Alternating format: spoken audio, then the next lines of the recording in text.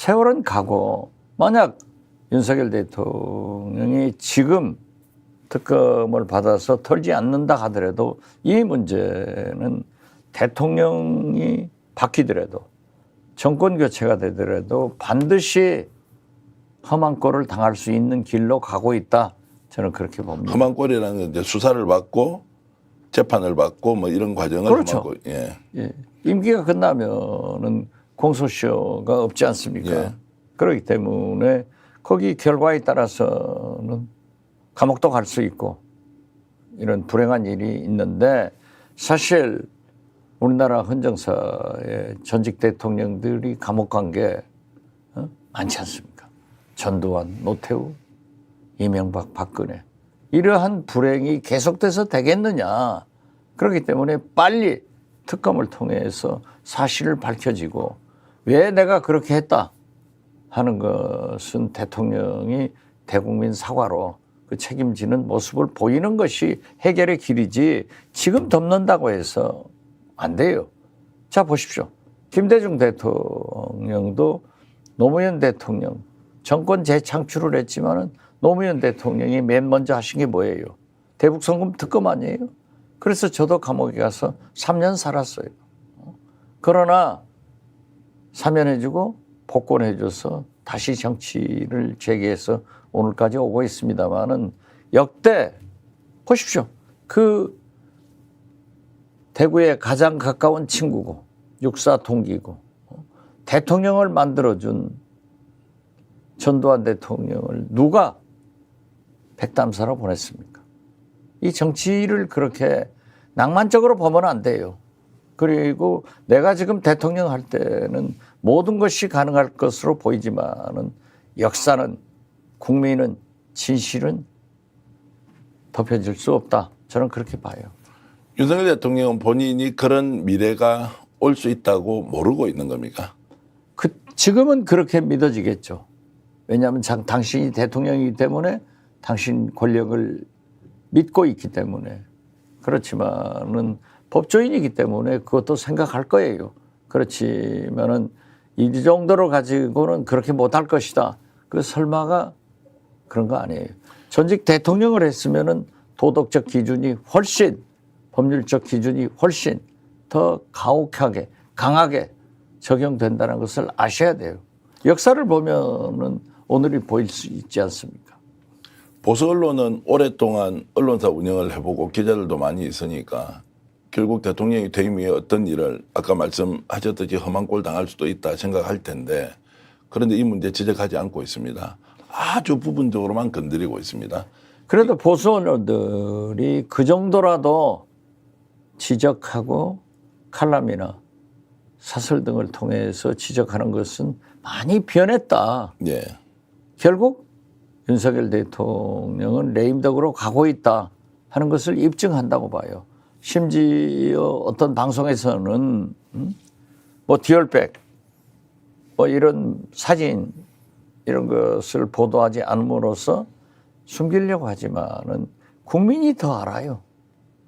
그리고 뭐 정규 언론도 있지만은 지금 우리 국민의 53%가 유튜브를 통해서 뉴스를 접한다. 이런 통계도 보았어요. 오래전인데. 그러면 지금 아마 더 많은 유튜브 시청자들이 보고 있는데 유튜브는 컨트롤 못 하잖아요. 네. 아무리 방송심의위원회에서 유일임 위원장이 월권을 행사해서 제재를 한다고 하지만은 안 되잖아요. 그렇기 때문에 저는 이걸 숨기려고 하고 뒤로 넘기려고 하는 것은 굉장히 어리석은 대통령의 일이다. 그렇기 때문에 솔직하게 까서 특검을 받고 사실을 밝히는 것이 가장 필요하고 그렇게 되면은 지금 현직 대통령이기 때문에 처벌을 유예시킬 수 있잖아요. 그래서 저는 하지 않으면 결국 윤석열 대통령과 김건희 여사는 험한 꼴도 당하고 훨씬 어려운 꼴도 당한다. 또 그 사이 우리 국가도 망하지 않느냐. 저는 그렇게 봅니다.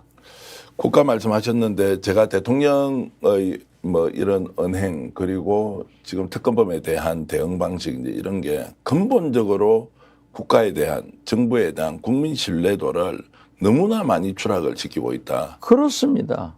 그게 정말 저도 기성세대의 한 사람으로서 야, 우리 기성세대가 이렇게까지 해야 하느냐, 이 사안이 정말로 그렇게 중차대한 문제였느냐 이렇게 생각을 하면 대통령이 모범은 고사하고 국가의 신뢰 그리고 국민들이 정부를 믿는 신뢰도를 급격하게 추락시키고 이런 책임이 더 큰 거 아니냐라는 생각이 듭니다. 그렇죠. 그렇기 때문에 제가 구체적 숫자를 말씀드리면은 또 방송 관계상 뭐 중선인을 보라 뭐다 이렇게 몇 명 샘플이다 이런 얘기를 해서 말씀을 안 드립니다만은 오늘 아침 뉴스토마토에서의 여론조사 결과를 보더라도 압도적으로 국민 다수가 특검을 지지하고 있고 의혹이 있다는 거예요. 그러면 대통령으로서는 없다 이렇게 항변하실 게 아니라 그리 가야 된다 이거죠. 그래서 김대중 대통령도 정치인은 내 생각이 중요한 게 아니라 국민의 생각이 중요하고 국민의 지지를 받는 일을 해야 성공하는 거예요. 자, 그렇게 보면 이제 21대 국회에서 지금 재의결이 좀 어렵다. 22대 이제 국회로 가면 이 문제는 다시 특검으로 이제 가게 돼 있는데 지금 이제 야당 문제 얘기를 좀 할 수밖에 없습니다. 지금 민주당이나 범야권이 이 문제를 단일 대우를 가지고 정말 제대로 할 수 있느냐. 거듭 말씀드리지만 저는 21대 국회에서 최상병 특검 문제라도 해결해라. 예. 이태원 참사 특별법을 그래도 여야 행수회담 후에 유족들이 양보를 해서 법안이 통과됐지 않습니까?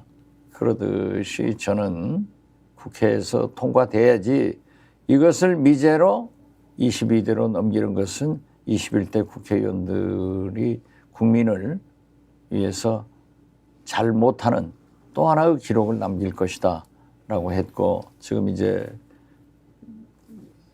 22대 국회에서는 어떻게 할 것이냐. 당연히 특검법을 상정해서 통과시키고 또 그때는 192석이 되는 거예요. 물리적으로 보면 네. 전원이 찬성한다고 하면은 우원식 국회의장 후보자가 경선 때 늘 주장이 그거였습니다.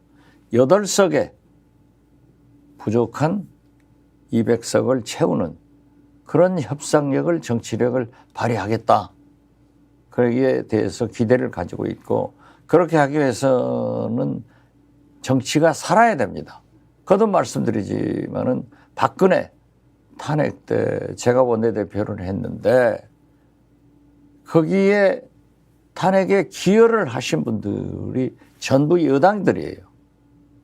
그렇기 때문에 그분들의 60표를 넘겨주셨고 결과적으로는 62%였습니다만은 또 헌법재판소에서 심의를 할 때 그분들이 법사위원장으로서 검사 역할을 해서 논조를 잘 세우고 그런 결과가 있어요. 그러니까 저는 이제 그분들이 요즘 싫어해서 박근혜 대통령의 눈치를 많이 보는 것 같아요. 그 이름을 옛날에는 거명하면 좋아하더니 지금은 거명하면 싫어해요. 그래서 흔히 박근혜 대통령 탄핵의 금메달리스트는 박지원이다 네. 하는데 제 스스로가 그래요.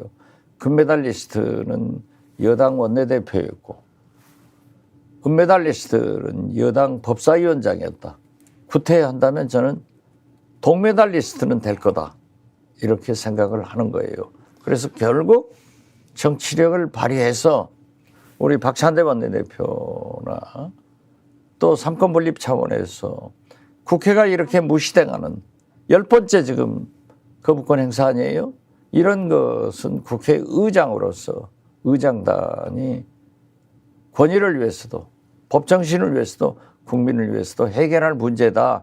거기에 기대를 해봐야죠. 저희가 이벤트 하나 마련했습니다. 혁신, 균형, 정의를 지향하는 대한민국의 정치, 경제, 미디어 스픽스가 지금 벌써 88.3만 명 정도 구독자를 지금 모집했습니다. 너무너무 감사드립니다. 88만 구독자의 시선을 한 번에 받을 기업을 저희들이 홍보해 드리려고 합니다. 저희들이 선착순으로 10개사를 뽑습니다. 2024년 5월 31일까지 메일로 보내주십시오. spixed@spix.kr로 보내주시면 되고요. 접수 기간은 5월 말일까지고요. 10개사를 저희가 선착순으로 뽑습니다. 6월달 한 달, 그리고 7월달 한 달 각각 이렇게 한번 해봐가지고요. 우리가 한번 공유해보고 많이 평가해보고 판매해보고자 합니다.